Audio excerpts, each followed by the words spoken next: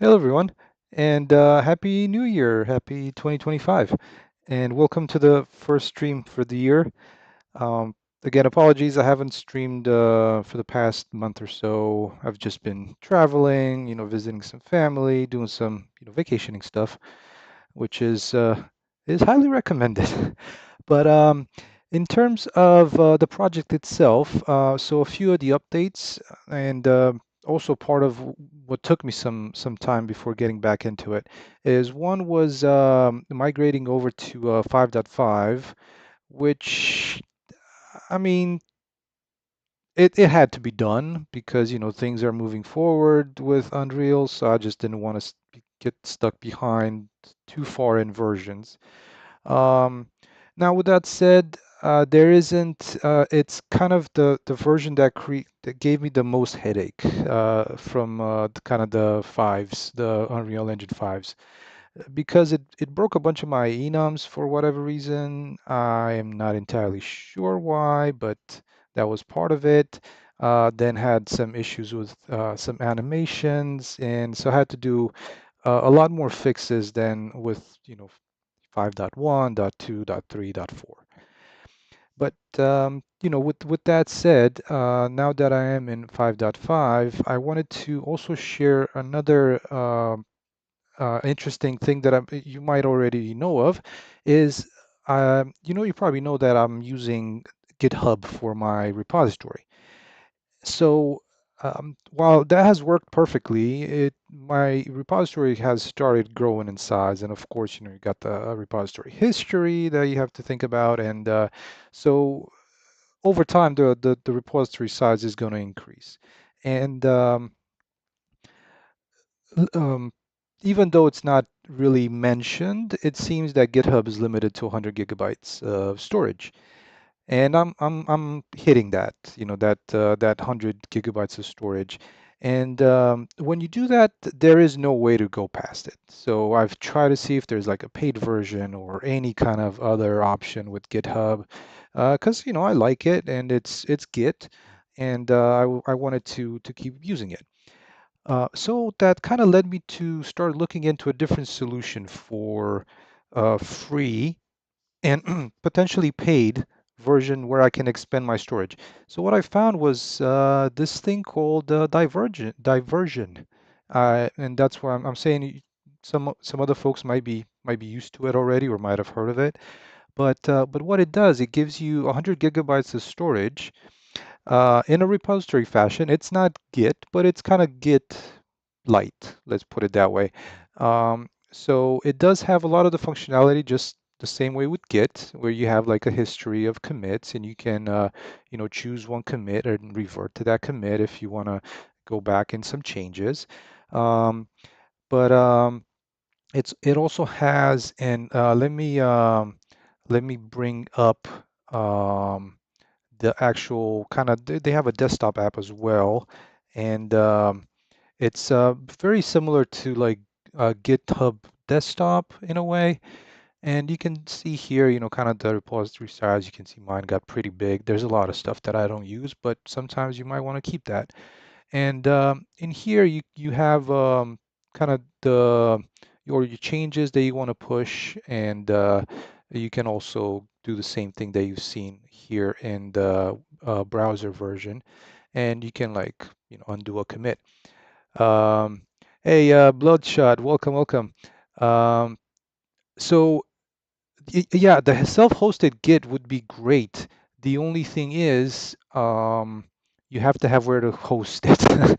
So, which is great, but this service is 100 gigabytes free, and after that is only like I think $10 per month for every extra 100 gigabytes.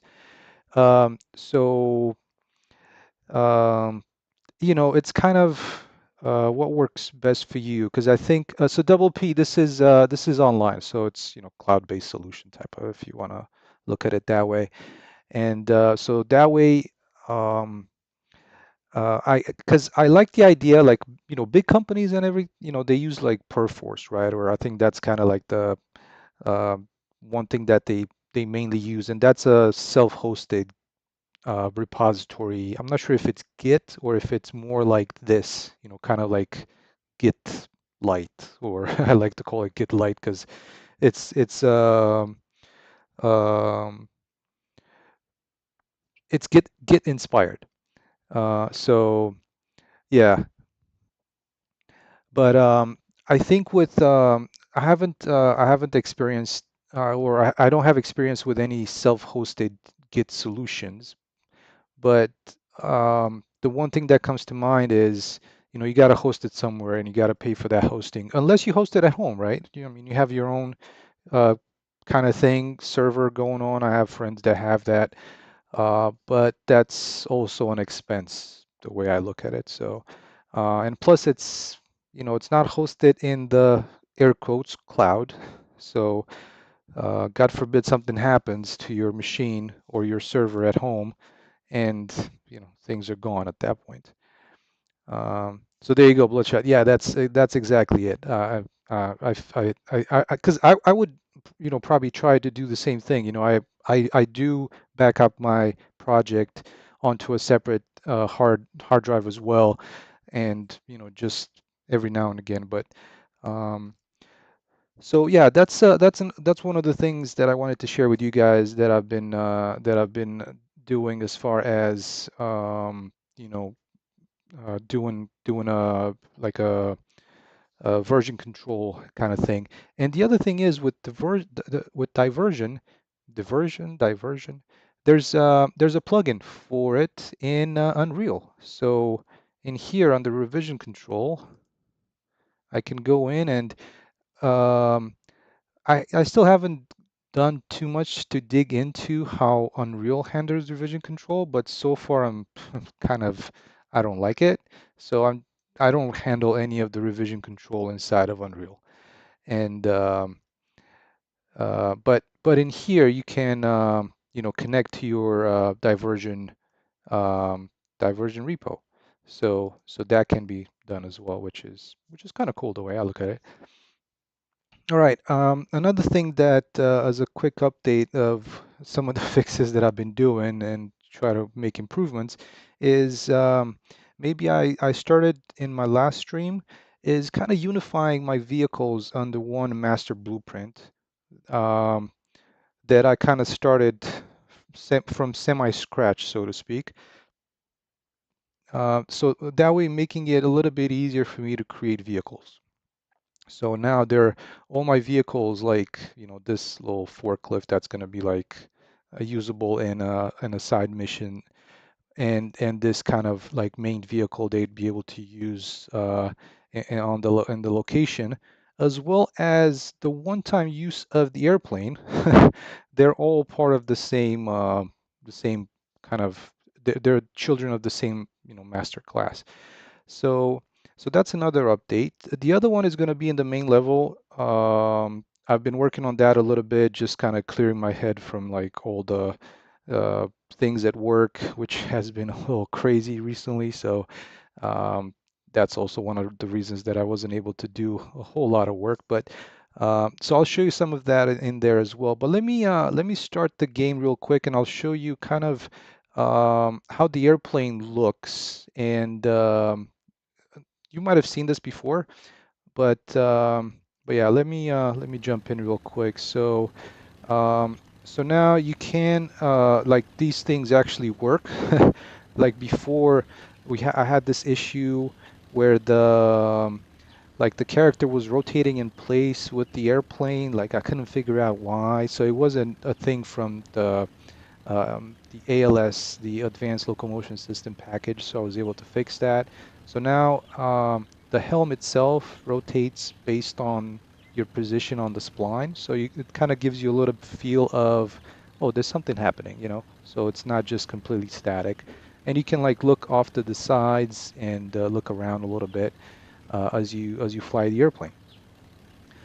All right, so let me get into, oh yeah, so let me start the game real quick so I can show you because I mentioned that they're kind of unified onto um, the same kind of blueprint, kind of parent blueprint. So I'll share a little bit of the forklift. So for example, what they all have, and you know, I know it's bare bones. It's not like a lot of the solutions that are on the marketplace, but I'll just share how my vehicle master is starting up with.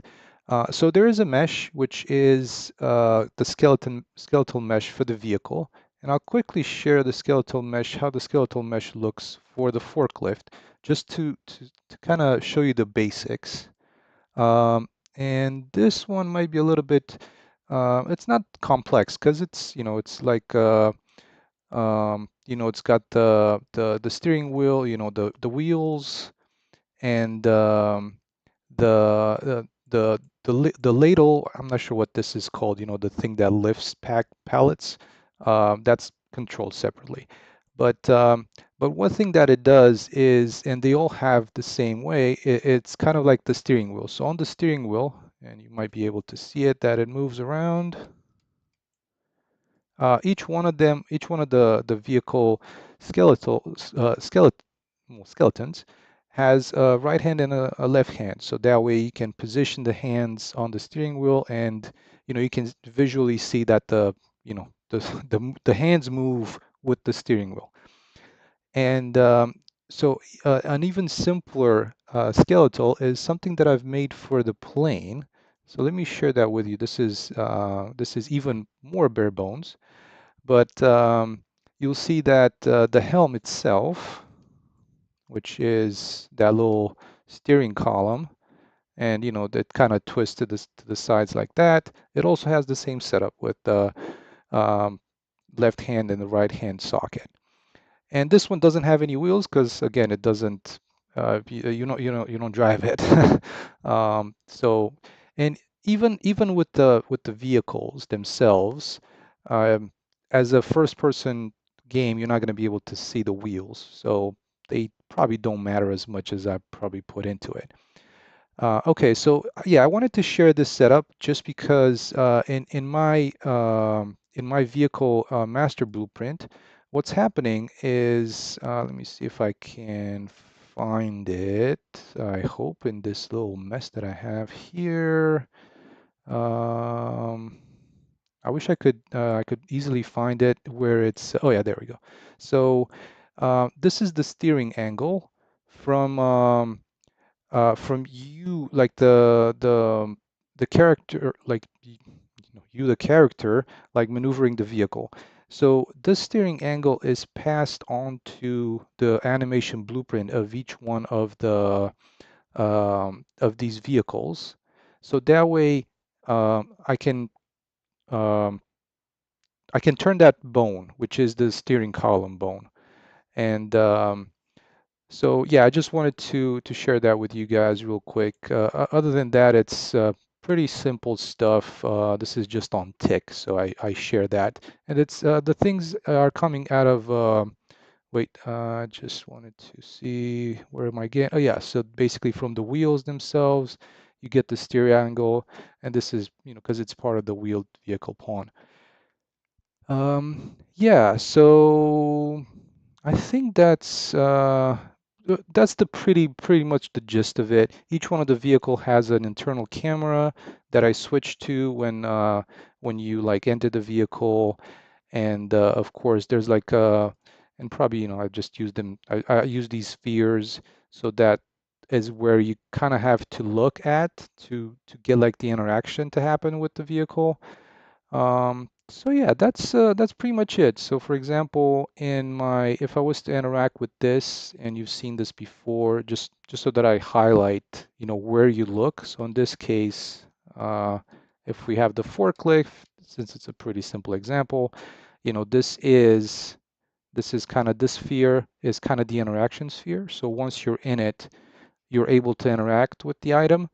And then this little sphere, they're not very well labeled, I know, uh, is where the dot product is calculated so that you can actually interact with it. So let's jump into game mode real quick, and let me see, where is my, level blueprint. So I can just set it so it's not start the first time. So now if I was to walk up to this, you'll see that wherever I look, this is kind of that point where where that smaller sphere was at, so that I can calculate my dot product based off of the position of where my head is and where that sphere is. So at this point, I can interact. The camera switching is I still need to fix it, but I also wanted to share, how like the hands on the wheels, so the placement of the hands are through those two sockets that I shared with you earlier, and so that's how he can like hold the hands on the wheel on the steering wheel, and you know uh, steer the vehicle, right? So and then this thing at the top is control with the left and the right mouse button to like lift and lower. Okay. So that's another thing that I wanted to share with you guys as far as because it did take me a little bit of work to get um, to get all these refactored on the one parent blueprint and actually have them work. Um, so yeah. Oh, hey, Dillian, welcome, welcome, and thank you. So let's get into the kind of the main level. This has undergone a few changes for the kind of the outside area, like the area around the town, around the playable area, and I'll share it with you guys. Hopefully, it might give you some ideas. Maybe I kind of like it with the approach that I was doing now. So hopefully you like it as well.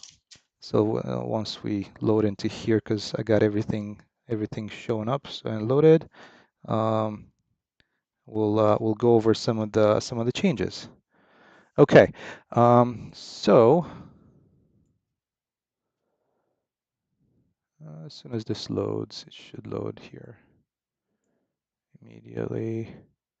And my apologies, performance is not going to be great because I still have like a bunch of, as you can see, a bunch of stuff open. But so some of the changes are mainly so around the kind of, I was talking about the edges of the map. Um, there were, um, I kind of liked this, so let me kind of hide these. So I like the way this was as kind of the edging of the map, but I still at the same time was not very happy with it. It looked, I wouldn't call it plain, but I wasn't too happy with it either. I mean, yeah, the sculpting is really nice, but I was thinking maybe, it could be better. So what I ended up with is adding these kind of these huge kind of cliff meshes and kind of added them around the map like this. And I felt they would work a little bit better to one add some color to the edges because it does change from that rock material that I had to this, and also add a little bit of a kind of a maybe I call it like you can call it like a mountainous type of cliff faces.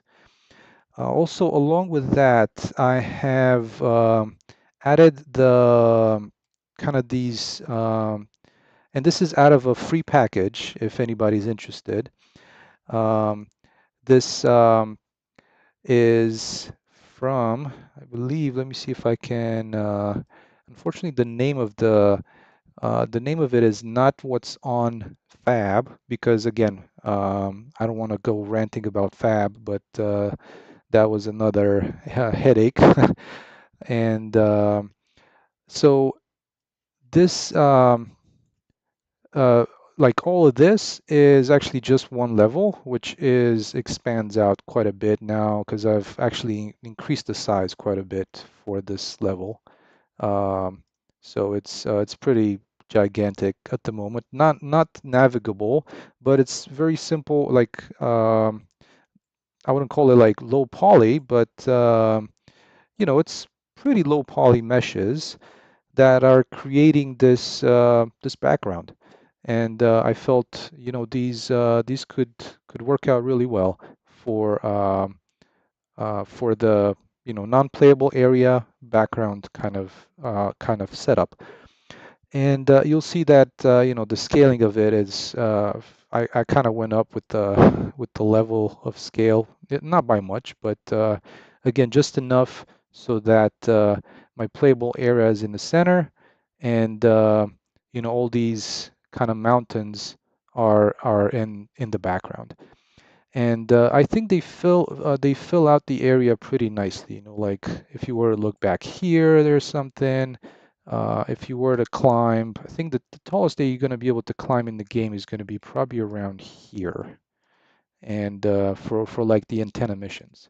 And so you'd be able to see something, back here as well, like all the way going back there, um, and kind of just all around. You'd be able to see some kind of a far object. Yeah, so that was one thing that I wanted to do. And if anybody's interested, again, this is let me go to Fab, I think, or what would be the easiest way to find this? Maybe. Let me see if I can find it in my library so I can share it with you guys if anybody's interested in using it, because I believe it's one of those permanent free um, packages. Uh, so it's this one here. It's called Landscape Backgrounds, and I think it is. Unfortunately, I can't see if it's still free, but it still says permanent collection Unreal Engine sponsored content. I think out of all of this, hopefully it's in the permanent collection, and it's still free. But that's what I'm using for these backgrounds. Okay, let's see, the other changes. So I've changed some textures around a little bit, just for these kind of cliff meshes, so they work a little bit better, and I don't have them scattered into like five different texture sets. And while I'm still kind of trying them out, I think I'm gonna stick with this one for now.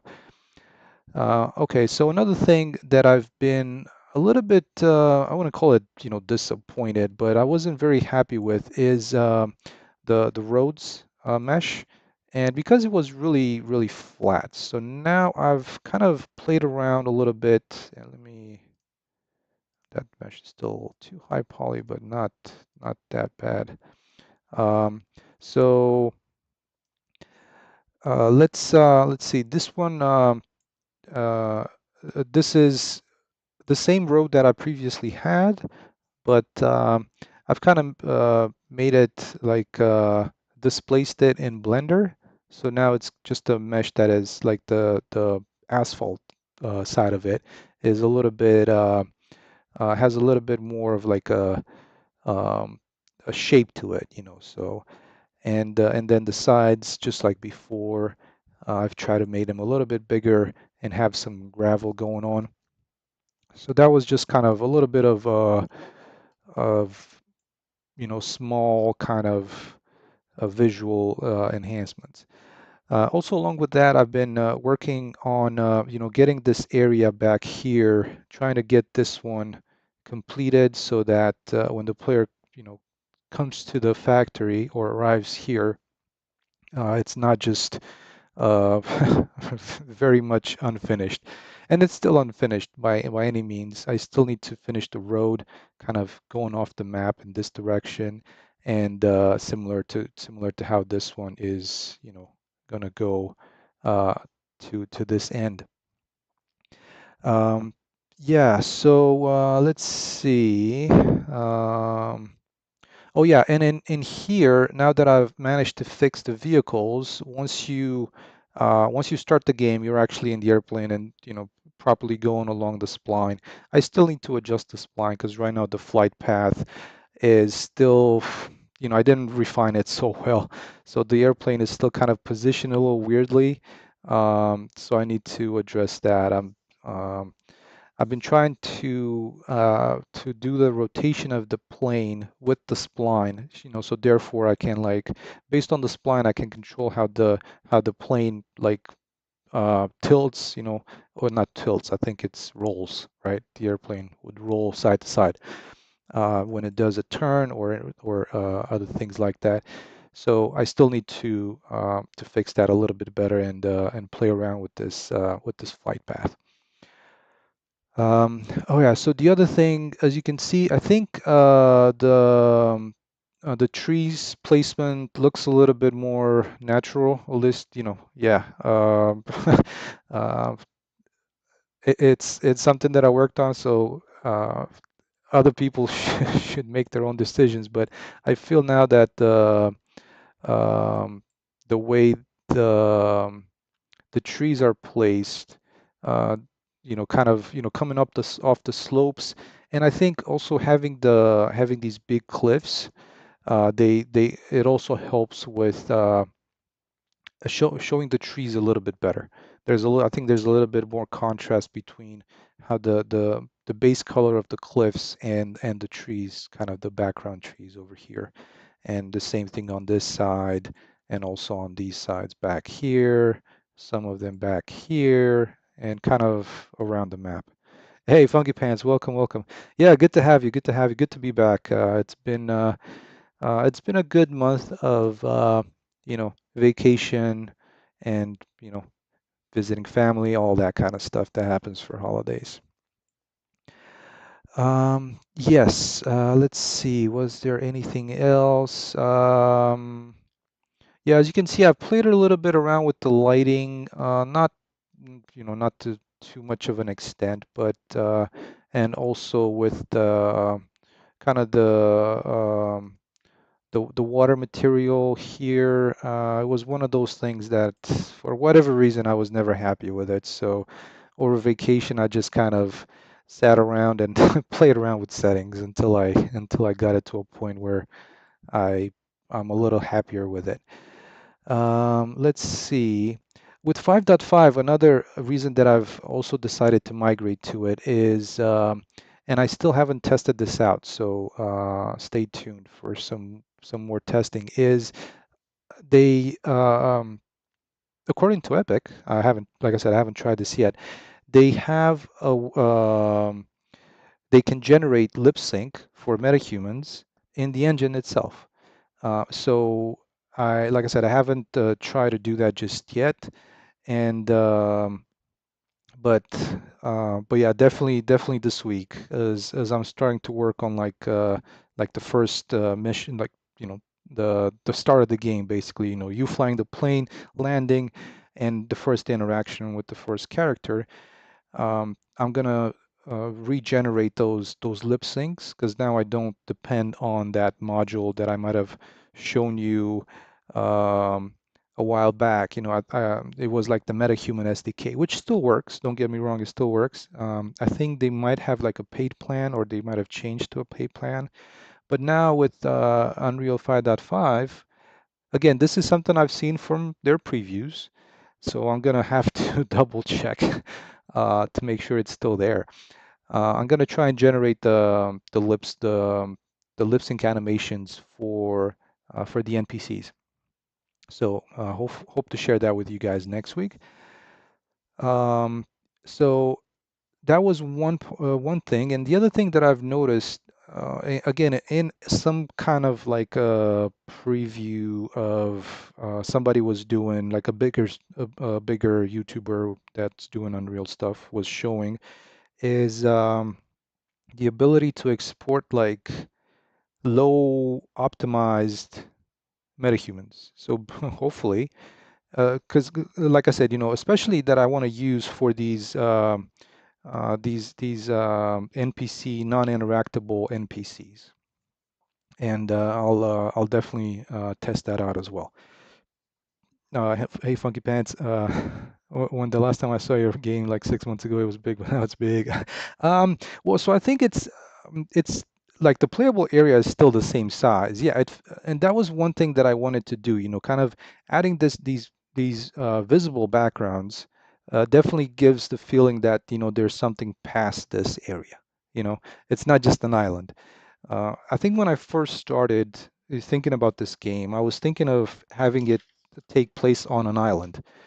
And um, since I want to, I'm hoping to have a part two, and being on an island, while it does, give way to something else happening on land somewhere else, um, I just didn't want to do the whole island thing because a lot of games already do that. And that's why I wanted to have these at the like at the ends of these roads. They would be like let me see, where is it? I'm getting lost here. So yeah, at the end of the roads, there would be these tunnels which would lead you away from the area. The tunnels wouldn't be accessible, but you'd have an idea that there's something, beyond this area, right? So, there'd be like, I think I was showing you guys on the map that there's like kind of four exits. So one that goes this way, one that's going to go this way, and then one over here and one over here. And yeah, they're blocked again, not accessible, but yeah, you do have the idea, giving you the idea, the feeling that there's something back there.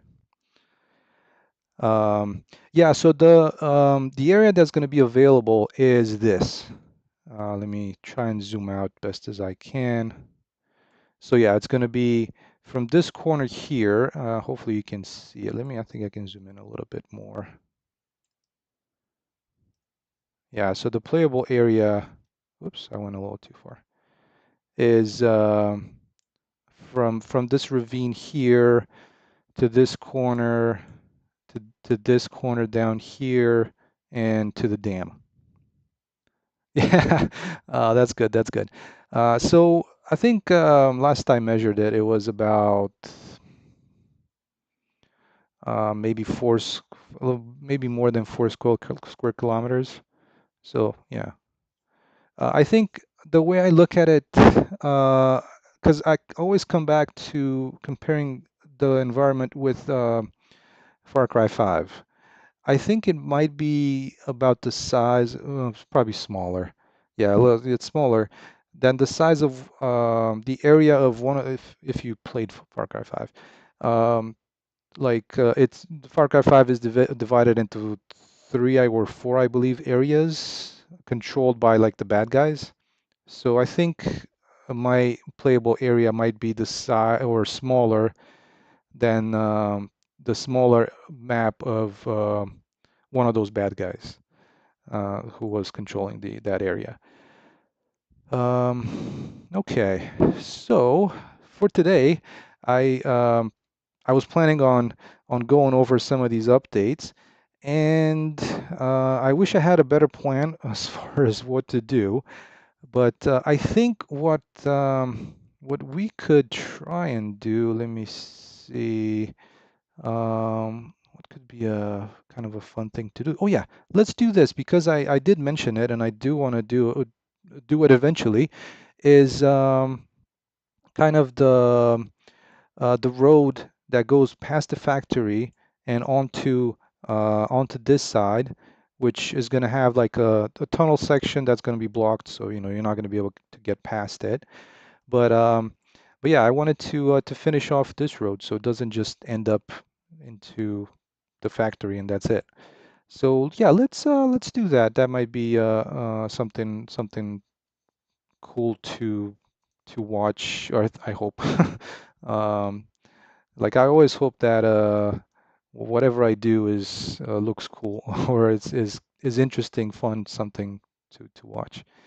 So yeah, the way I was planning this was like this road itself would kind of go around around the lake and kind of into a tunnel on this side, and which is not you're not gonna go all the way there, but I wanted to at least make this road extend for a good portion of area until it ends or it dead ends into one of these tunnel entrances. So yeah, let's see how this ends up.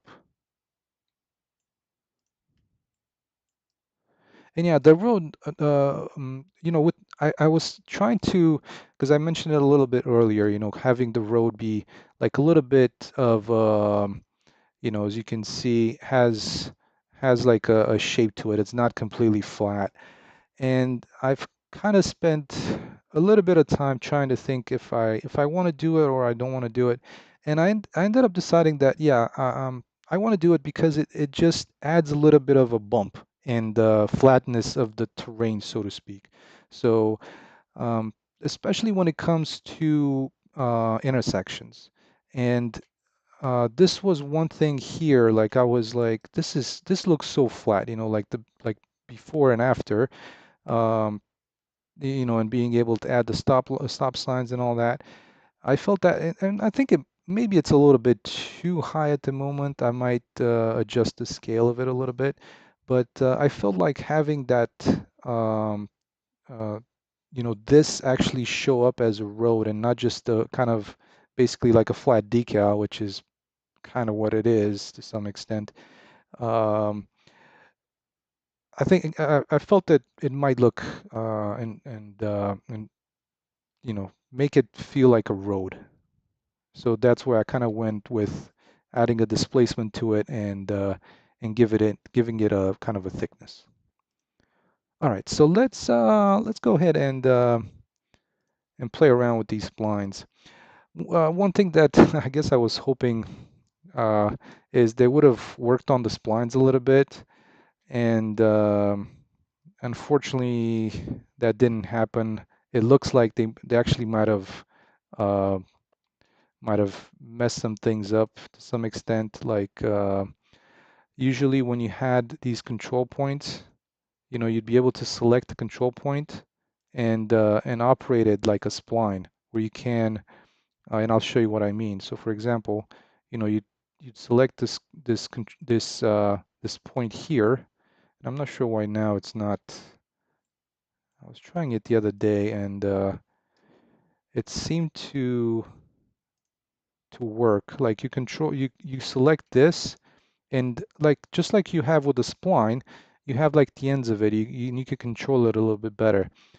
And what I meant by that is if I was to select the spline, like for example this one here, you'll see like each point has like these fine adjustments, where you can like grab this one and like move it around. And you can, if you look at the spline, you can adjust how the spline itself is, so you do these really fine adjustments to it. Now, in 5.5, it seems like the terrain splines are just uh, they seem to be continuously going down as far as um, their usability or how easy or how maneuverable you can do their placement. Um, luckily for my project, there's nothing too complex, but I'm a little disappointed with that. So it is what it is. Okay, well, so let's try and get these to or at least to kind of hug the terrain here a little bit. Yeah, you can still rotate them and all that, but previously you had, like I said, much better control over how these points were placed. So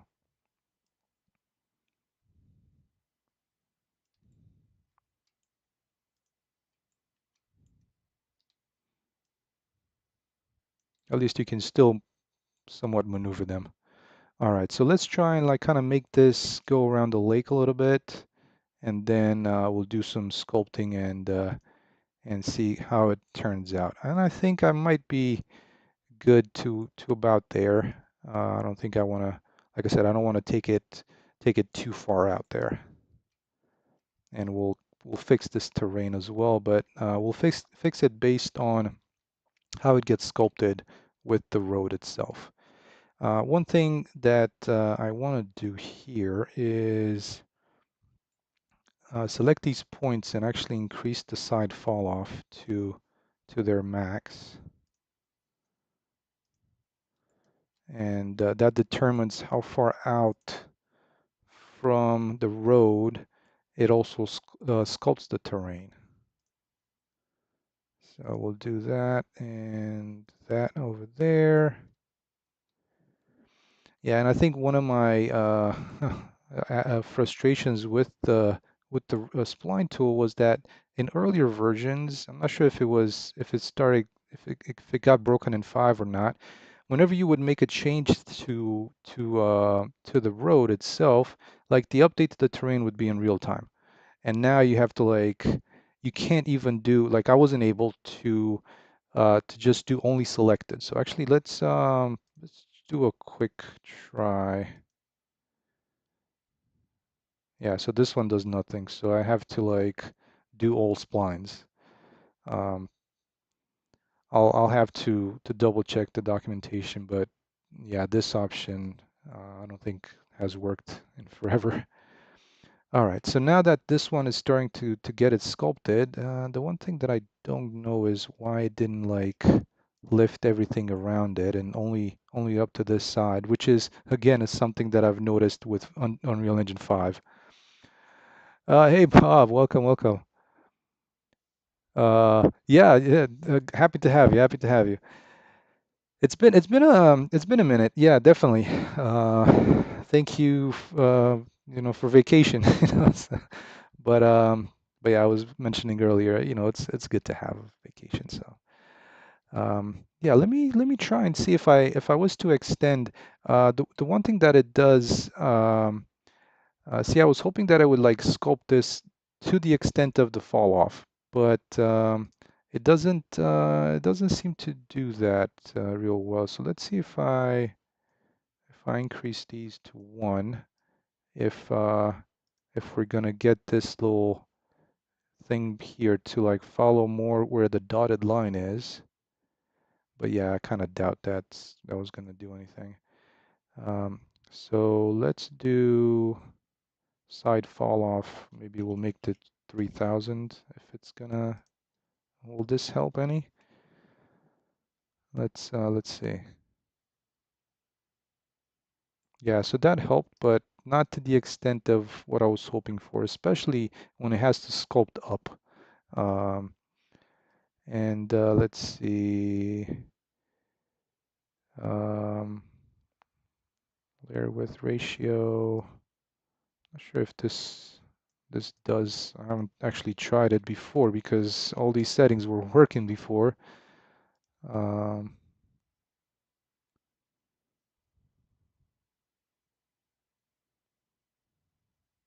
okay, it seems to have helped a little bit, but not by much. Definitely better. It's definitely better. So I could probably try and let's see if I increase this. Like I said, you can't really tell if it's at least with the side fall off, you got this like dotted line. But let's see if I do the layer width ratio. Yeah, it doesn't seem to be doing much. So I think I'll just keep it like that for now. It's definitely better. So I'll need to sculpt the terrain around it a little bit as well. So let me which I think around here looks pretty decent. So let's start and paint this out. So the next time I simulate the vegetation, it's not gonna um, have vegetation on this on the road.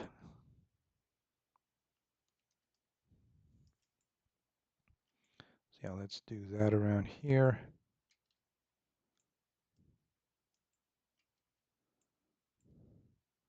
I think the strength of it is set to 1, so I think it should work out. And down here there isn't anything. And I think right in this point I can like add my first tunnel so that you know you get that point showing you that yeah you can't go past this. Let me actually paint the opening in here as well. And this is sculpt and visibility. There we go. So that way I can like grab the tunnel here and see if I grabbed everything. Yep. And place it onto that end.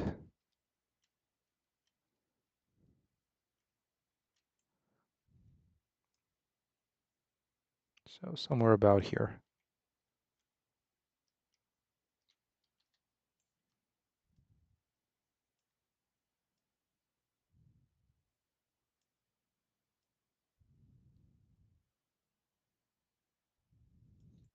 So that will be one of the exits. And let me see if I can kind of set it a little bit more perpendicular to the road. There we go. All right, and I also wanted to add like the Guardian APC, so to speak. Where did I put one? I think it was in town somewhere.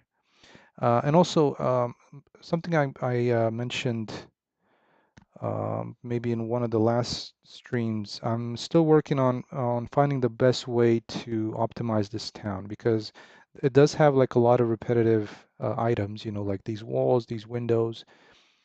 So I'm hoping to have an update for you guys soon enough. All right, so let me grab one of these APCs so I don't forget, and we'll pull them like right around here.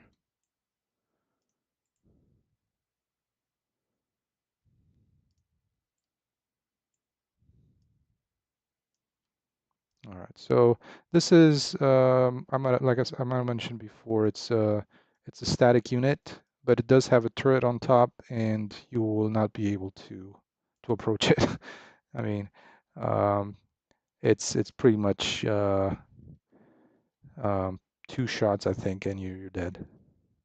So you get the feeling of dying really quick.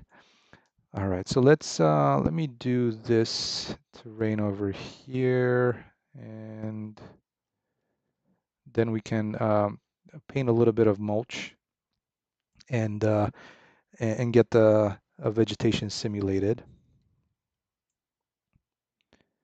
And actually, well, I think the time of day is going to be this in the game itself, this kind of sunset. Uh, for now, I'm just going to change it um, to daylight just so that I get a little bit of a uh, better lit area around here. So let me do some flattening.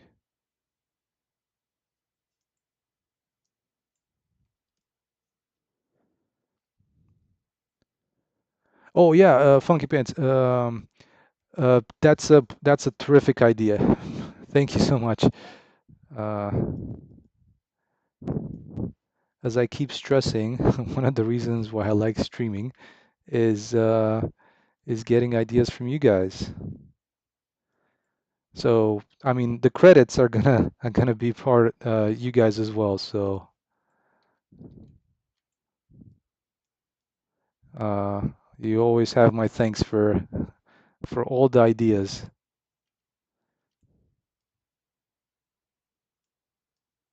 All right, let me almost there. There we go. Let's try and smooth out some of this. There. Okay. Maybe around here a little bit. This is gonna be maybe some edge, could be some kind of rocky type of area. We'll see what we can come up with. And let's paint some of the mulch out here. Get some trees.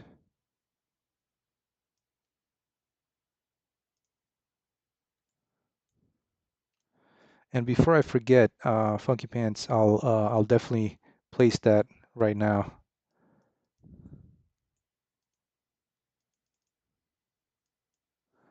All right, so we got that. We can do a little bit around here, over on this ridge as well, so you can't really see past that.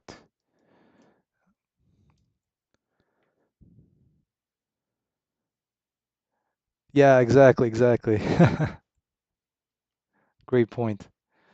Let me see, maybe we'll extend it to here.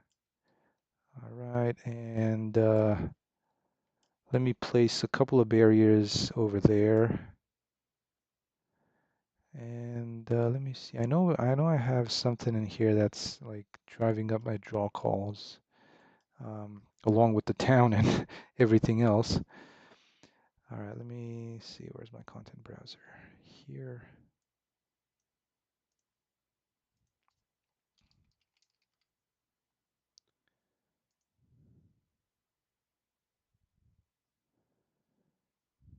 And I want to use, actually, since I'm still working on trimming everything around with my assets, I'm just going to try and grab the same barrier that I used here. Oh, perfect. That was the one that I was planning on using.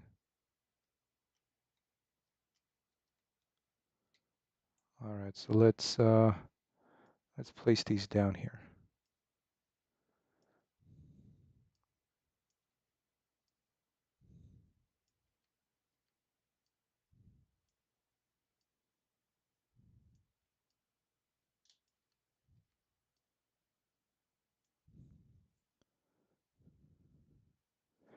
Um, so the tunnel I think is I was thinking you were going to say a little bit smaller, but if you look at it from like street view, um, these are like I'm not sure if you've ever stood next to one of these guys, but they're gigantic.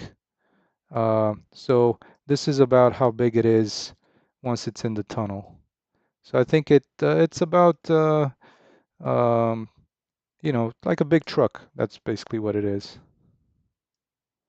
So hopefully that makes sense as my scale comparison goes.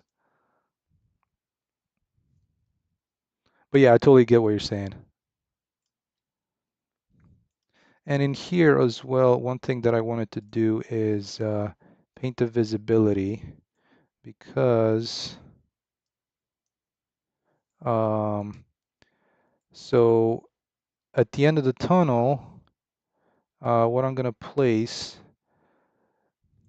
Oh yeah, yeah, yeah. So like I can show you real quick if you're interested. Compared to and these are like as close to real size as they can be.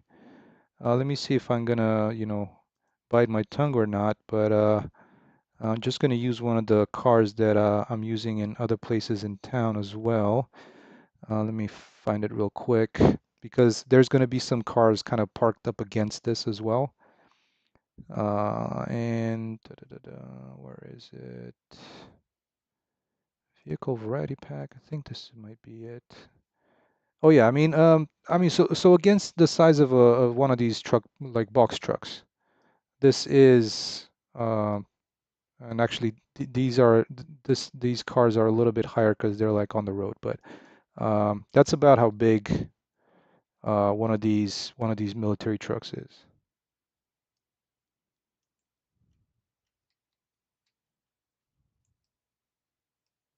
So just as a yeah, yeah. Um, I was talking to a friend and he's like, "Oh, these things must be as big as like a regular SUV, like a Toyota RAV4 or a CRV." It's like, nope, no, uh they're as big as a box van. So yeah, like initially when I first put this together, the tunnel, I felt, oh my God, this tunnel is huge. But then I'm like, what was huge about it was actually the interior. So the interior, I kind of made it way too big, but yeah, that's something to be fixed. I mean, the not the interior, but like the interior doors. So yeah. Um, okay, so what I wanted to I might have shown this in a previous stream, but let me see if I can if I hopefully still have it around here. So at the end of each one of these tunnels, there is like a little bit of a, oh, there we go, I have one here. Can I select it? Yes, we can. Just so that it gives you the idea that there is something at the end. You know, it's kind of like the light at the end of the tunnel. Um, so yeah, let me grab one of these and kind of place them around. So one would go, actually, I'm just gonna cut it and I'm gonna paste it here for now.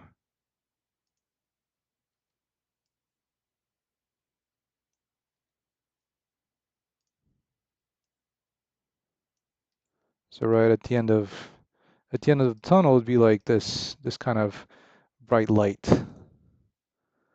And let me try and make it so that is a little bit brighter.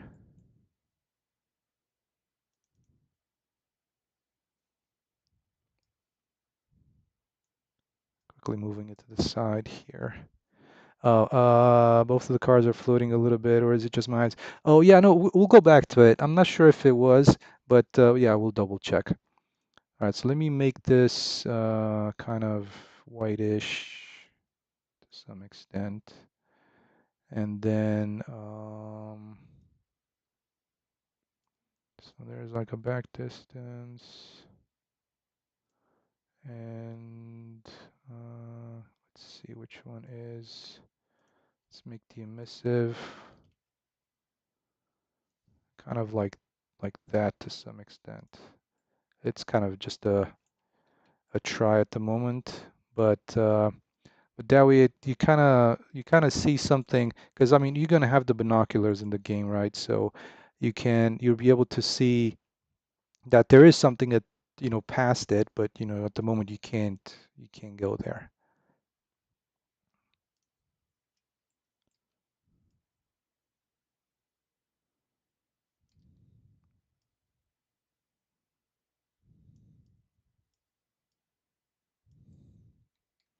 Oh yeah, so you were mentioning about these that might have been floating.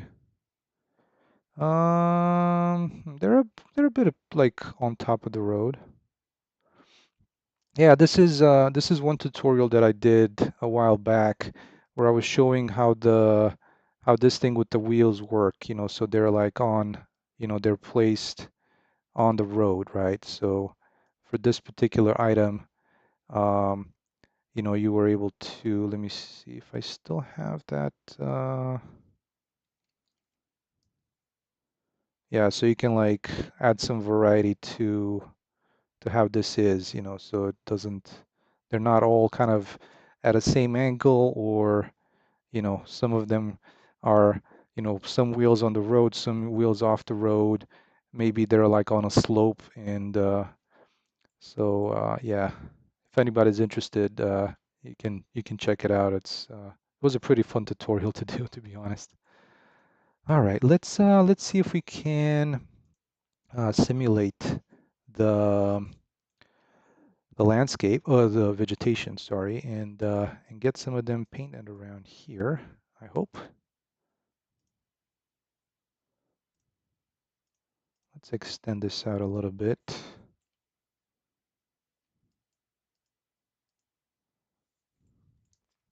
So we can add like a little bit of a cliff mesh.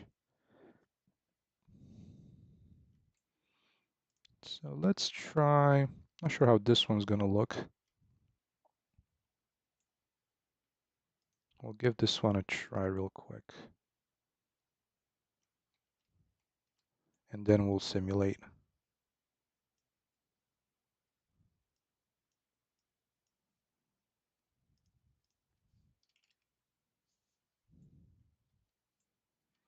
Okay, so 20 seems like a decent size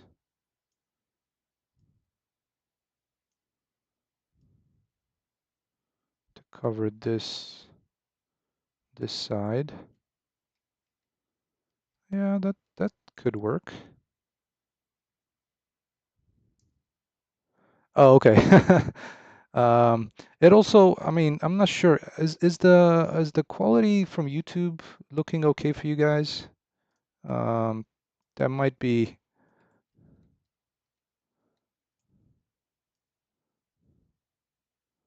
another one of the issues.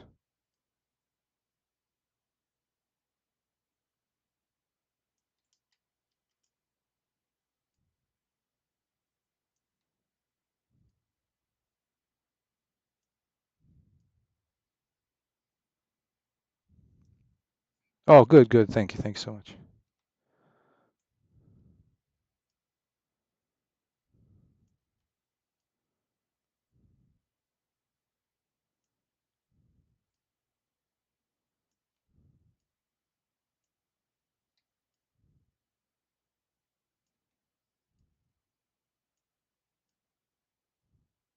Let's see how we can like put these together so they kind of look as okay as possible.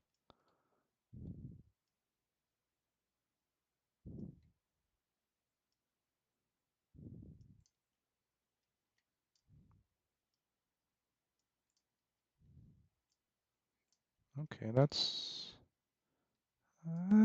all right-ish.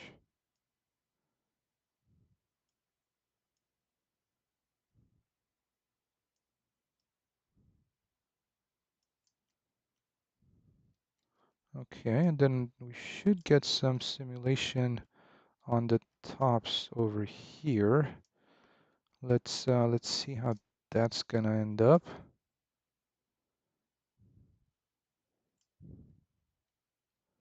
And the flattening point, let's make it around here.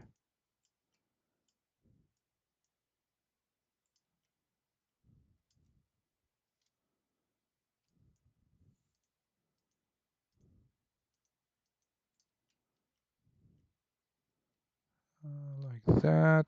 I'm gonna play a little bit later with some of that thing in the background.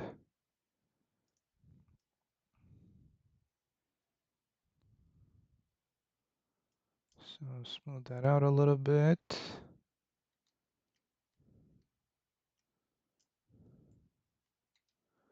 And maybe down to here. This could be good to have it as a ramp kind of so that it slopes down a little bit and there's um, you know, kind of the trees slope off of it a little bit. All right, so let's paint some mulch because like I said, the mulch is where the simulation is going to paint the trees. So we'll do some over there, over here, and around here a little bit. And one thing also that I'm doing is I have two of one thing that I should be saving this thing. One thing that I have is two procedural foliage volumes, one for like the distant trees and one for the trees up close. The distance trees are made up of just one tree, which is this kind of like this really thick type of tree. And the distant ones are made from like I think there's like three varieties. So there's this shorter one, this taller one, and then this kind of like the one with more leaves to it.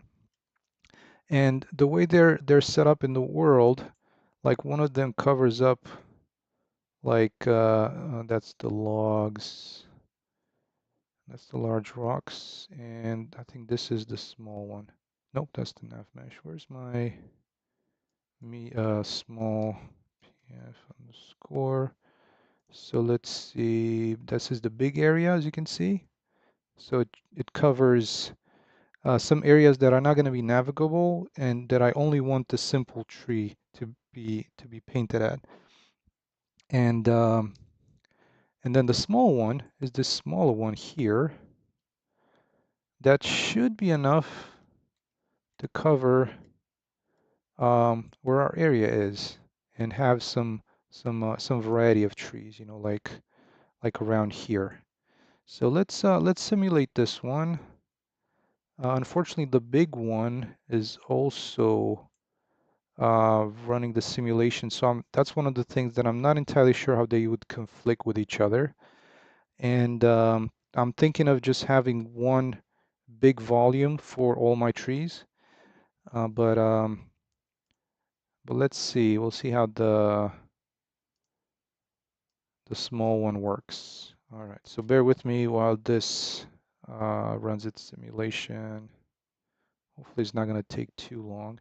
But also, this is what's cool about the procedural foliage volume is I can also, let's see, I think I have all selected.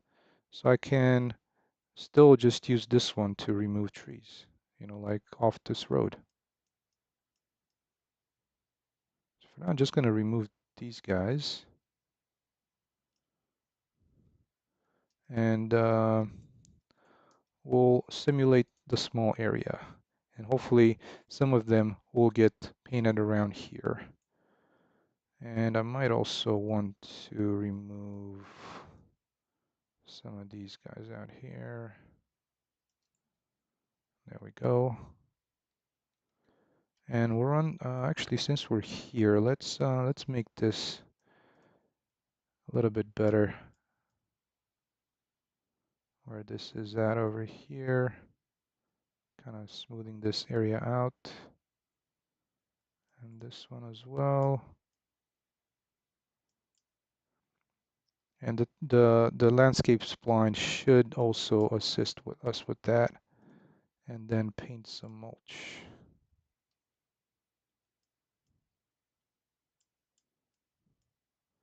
Not entirely sure how it's gonna, if it's gonna work on this little edge, if it's enough space to simulate any trees, but we'll see.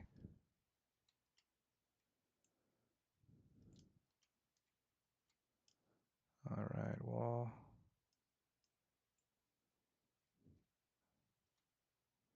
this is kind of odd.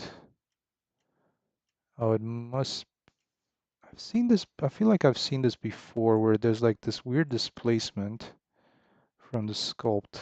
Like you see it around here, but yeah, and then it forms around here as well.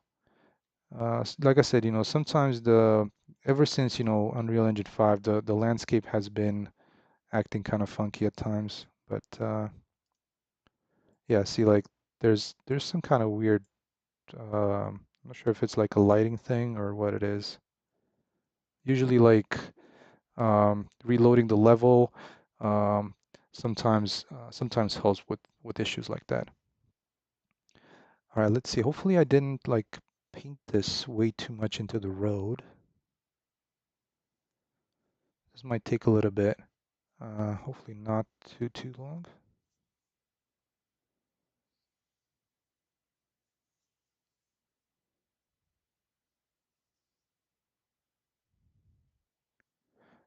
It's one of those things that sometimes you wish that you could do something while it's running, but oh yeah, there we go. That actually worked much better than I expected. It's always good to be surprised. All right, so we got these guys on this side. This thing here I didn't paint it. I was just gonna try and see which one of these I can use as this like really close edging. So let's try it out. And don't know if this might work so well. Maybe not. I'll just use that regular kind of blocky one that I've been using in other locations because it does have the material has like this little um, uh, overlay or like this top blend applied to it as well. So I hope it still has it. Yeah, there we go. So let's grab one of those and kind of work with it over, oops,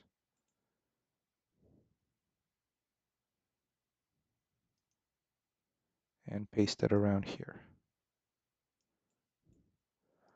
So I'm trying to use the same, um, like all these rocky cliff faces or anything like that. They all share the same base color, and the only difference they still carry their own like a um, detail map, which is to give a little bit of depth to it. Even though this one in particular, I think it's coming out of like off of a nanite mesh, so it's really high poly, which I don't mind.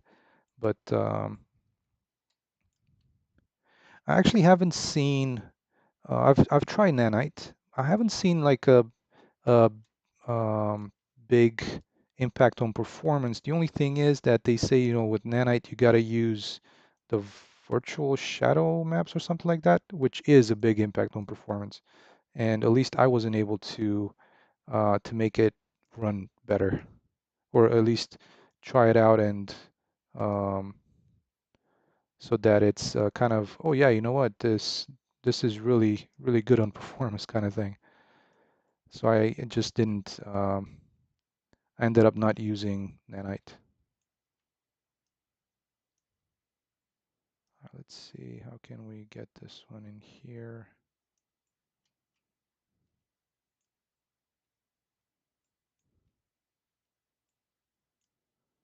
And what about if we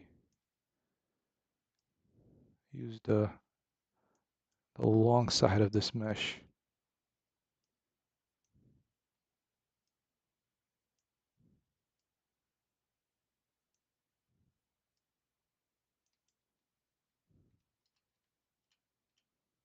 And there we go. I can get behind that.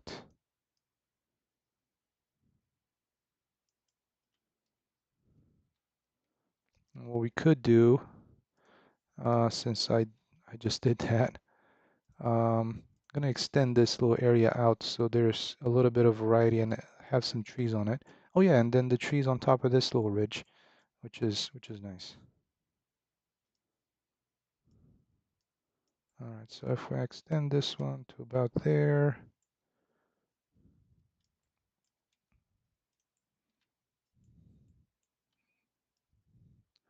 because yeah, one of the things that um, is like having everything be flat. Like I didn't want to have this edge be completely um, just flat. So now I can like try and play around with it a little bit, so it's got a little bit of a little bit of angle to it.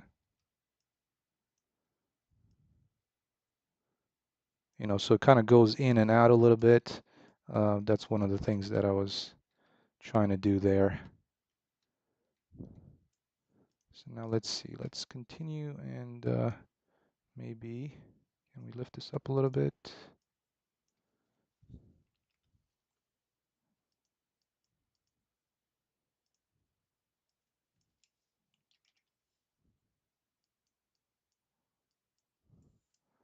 And then paint some mulch. I think this should be width enough to spawn a few trees on that area. Maybe around here too. And try to adjust this little lip over here. And then one thing that another reason that I really liked the result of having the road be a little bit elevated, and not, I wouldn't call it elevated, but like kind of have a thickness to it, is that once you paint some like and let's do that real quick. I wanted to show you like a little bit of grass around here. It seems that it helps a little bit with that edge, you know, and that's why I I'm like, okay, I think I might just, keep this little elevated, the way this elevated road is now.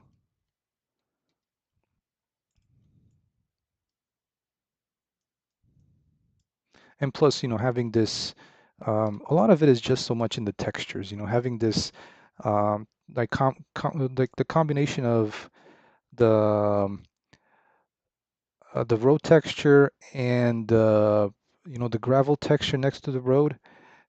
I'm not sure why I think it, but in my view, it kind of makes or breaks the road. So yeah. All right. Well, let me sculpt the terrain one more time with the road. So let's do this real quick, and then we'll resimulate. There we go. So now let's go back in. Let's resimulate this small area, which actually went by pretty quick. So it's not one of those things that I'll see you next week. All right, let's run this.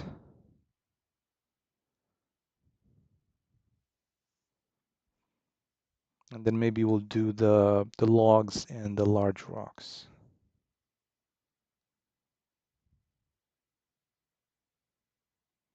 Those actually might take longer.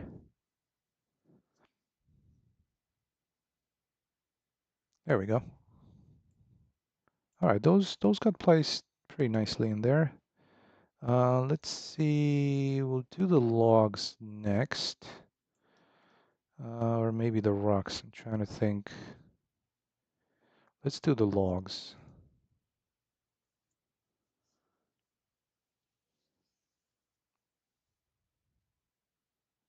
And then we'll work on kind of finishing up this little slope back here.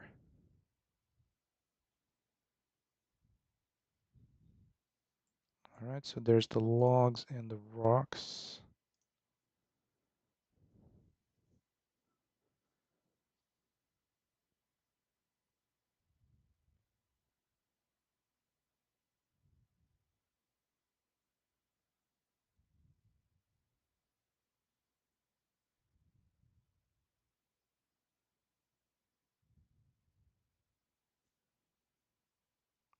See, I think this one, um,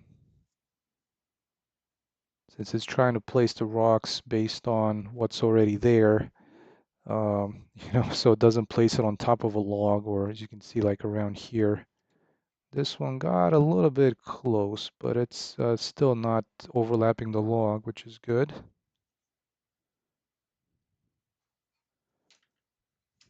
All right. And let's see what we can do about this entrance now. I'm trying to think if I want to push this further,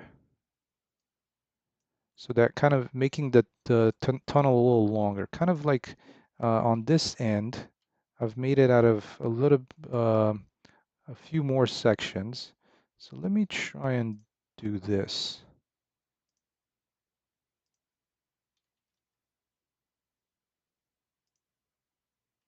Oh, come on. I think that would be good.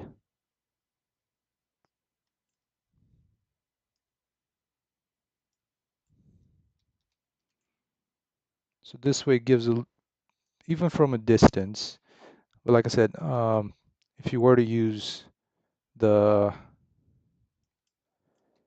binoculars, um, kind of looking down the tunnel to be able to see that, well, this kind of bright light at the end of it. So let's try and place this, at least for now, as close as we can.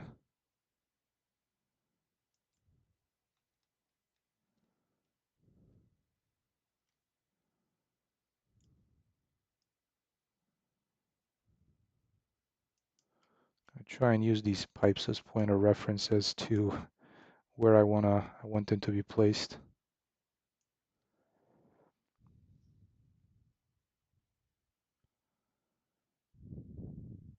Oh yeah, well, so one of the things that are going to be is there's going to be some kind of abandoned cars along the road.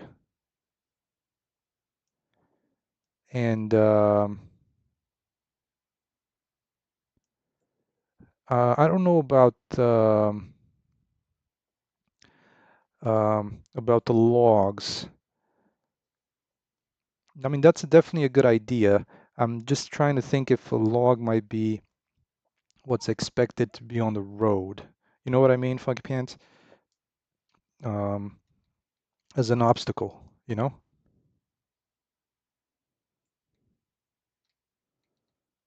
All right, let's see. So in here,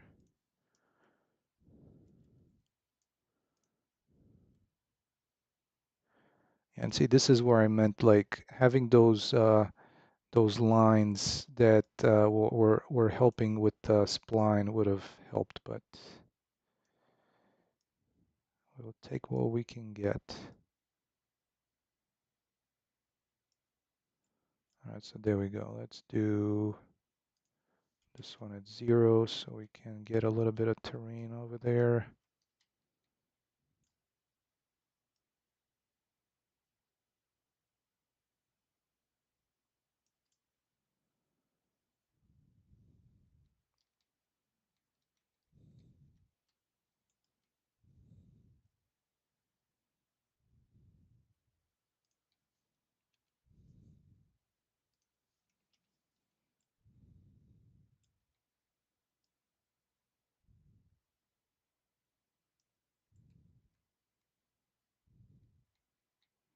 Okay, so it's kind of close-ish to, it got lifted quite a lot.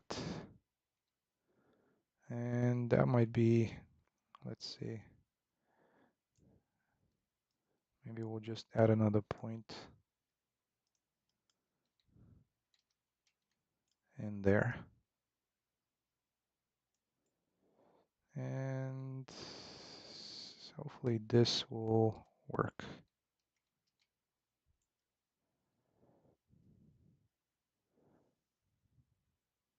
Yeah, no, that's definitely a good idea. You kind of gave me a pause, kind of to think about that. Um, so definitely, definitely, I'll definitely have to think about it. And I think we're pretty close. Let's see if we can sculpt this. Okay, that's good.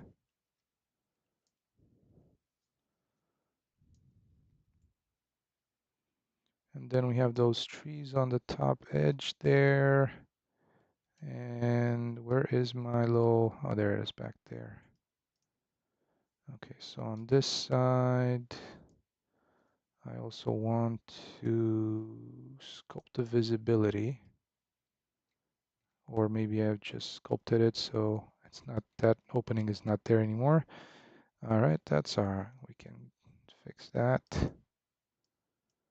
There we go. Hopefully I didn't, oops, I went a little crazy with that.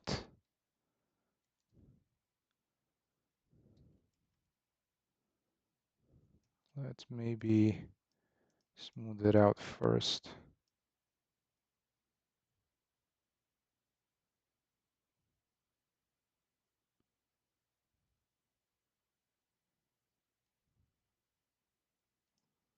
And hopefully that will help a little bit when I, kind of cut an opening in here. There we go, that's better. And the only thing is, which is totally odd, and again, like I said, it's kind of shows that they didn't really um, do too much to the terrain, is that whenever you paint visibility, the whatever vegetation or grass type you had on it does not go away. So always good to have this one layer that removes all of that.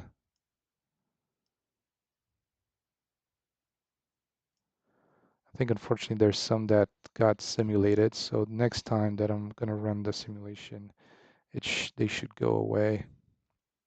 All right, so now we can sculpt this opening here. And then there's like the light at the end of the tunnel, as you might think of it. All right. Now let's try and block it from the sides. We'll see. We'll see what works best with these three meshes that I have for cliffs. I'm gonna start with this one. Maybe make it a little smaller.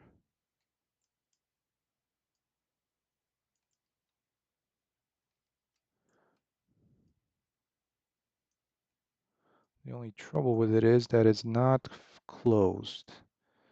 You know, not that I'm complaining, but it's not closed. So makes things a little bit more difficult to handle, especially on, like for example, on this side, right? So we'll try and make it work. Let's see, what if we scale it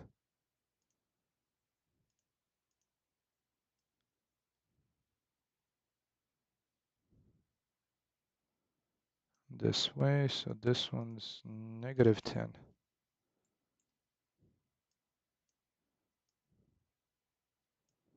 Yeah, I think we can trick it.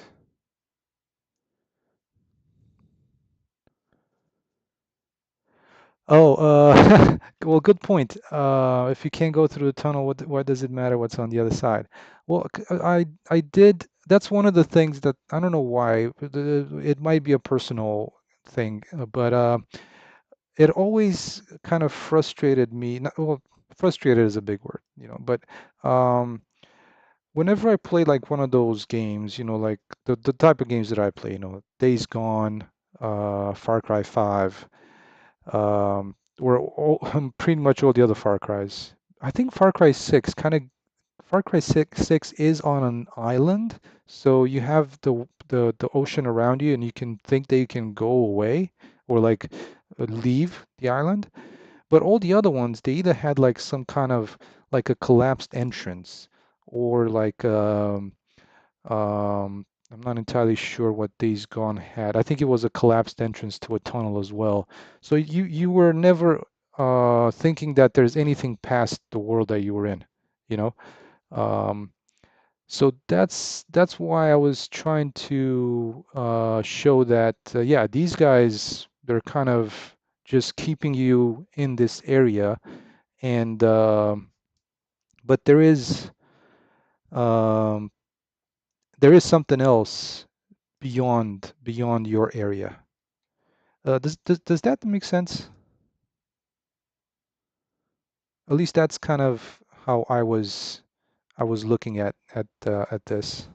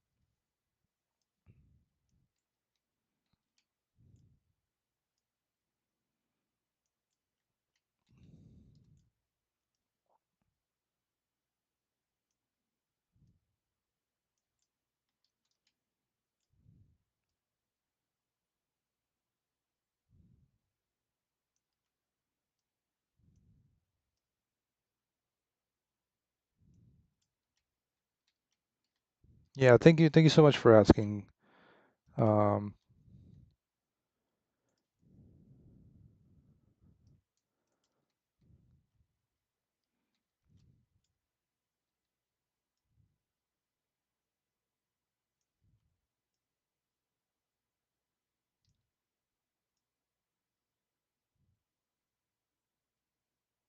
let's see, how do we want to place this?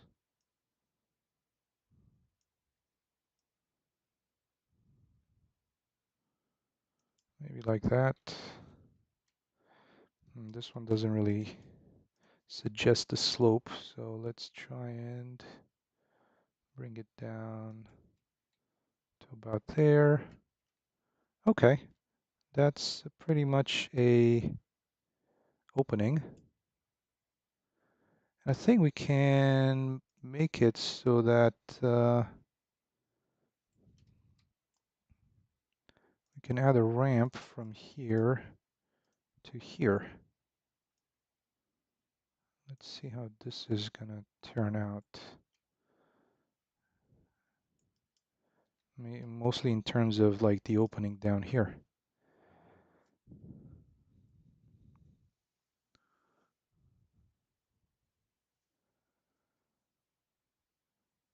Yeah, oh, I see, yeah.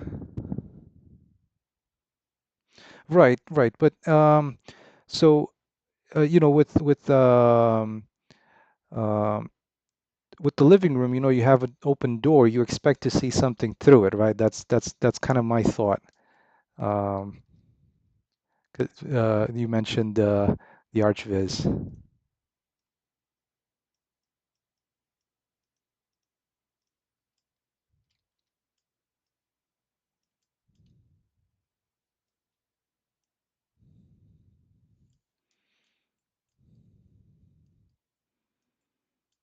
All right, so we got something in here.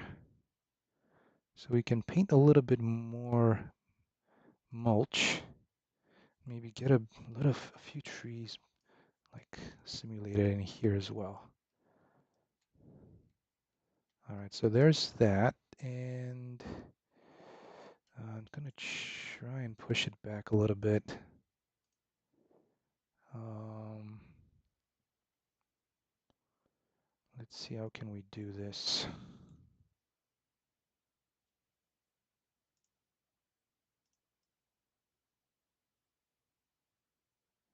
So that goes that way.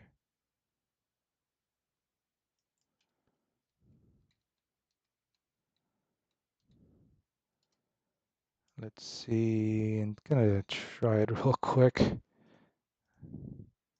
this gonna make too much of a mess?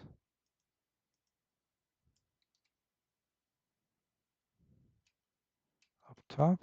No, that still looks good. That looks good over there. Okay. And then we can try and kind of, you know, barricade this area.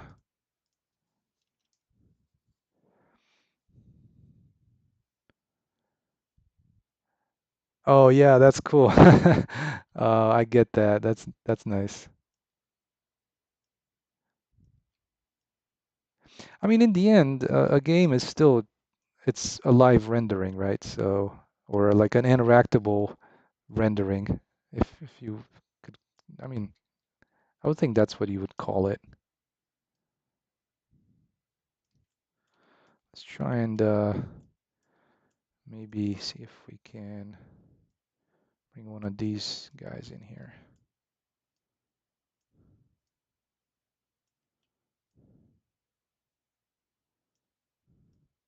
I think this, to some extent, this is what's cool about using, you know, completely different meshes with completely different texture sets as per original, but then using the same base color, you you can still use them. So there we go. That might work out.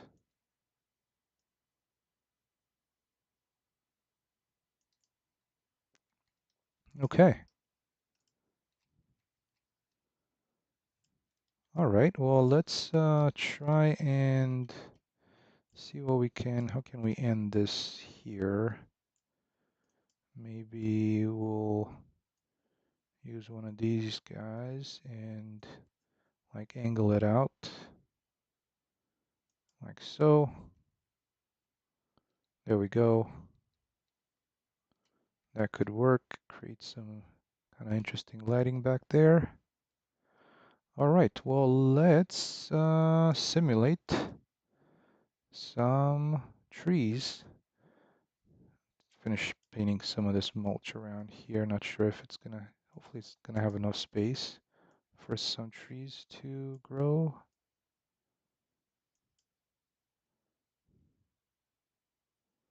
There we go. I'll try and add some around here.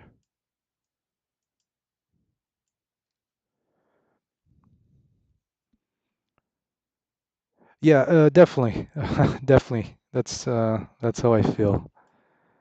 All right. So now that we have that, let's rerun this for the trees.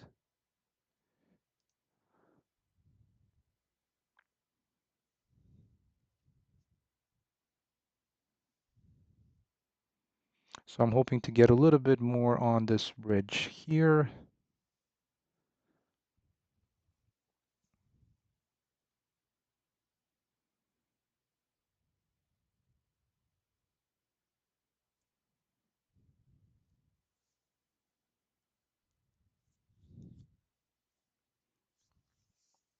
There we go. Oh yeah, and one of them actually made it all the way there. So that's good. Okay, sweet. Ah, I forgot to do some mulch on this little space over here. And smooth this out. I think the angle was a little too harsh. And these particular ones, they don't get simulated at a particular, I think, past 45 degrees. Okay. So yeah, we've made this road going that way. For whatever reason, these guys are still out here. So let's kind of chop some of them down. That's good. All right, so what I'm gonna have to do, um, hopefully by the next stream next week, is I'm gonna work on finishing off this shore, and also get the see how this looks at sunset back here. Okay, that's pretty nice. That's a little too bright back there, that particular one. But yeah, so um, and get kind of the flight sequence worked out, so I can show it to you guys next week, as you know, kind of uh, the start of the game, basically. You know, so flying in, following the path, getting to that drop point. Um, I think the one that we're gonna look at is back here, and you know, interacting with the first friendly NPC. I'm not going to tell you what what needs to happen before you interact with them. There's going to be a little bit of activity that you need to do, and I hope to have that ready by next week. Fingers crossed. But um, but yeah, I'll definitely see you next week. I hope Saturday and Sunday. If not, at least one of those days. So thanks everybody so much for stopping by today. I know it's Sunday. Uh, Happy that you guys were able to take some time out of your Sunday to come say hi. And yeah, have a great week coming up. And I'll see you next week. Yeah, you too, Funky Pants. Everybody else, Bloodshot, everybody else that came over. Thanks so much for stopping by, guys. All right, I'll see you next week. Take care.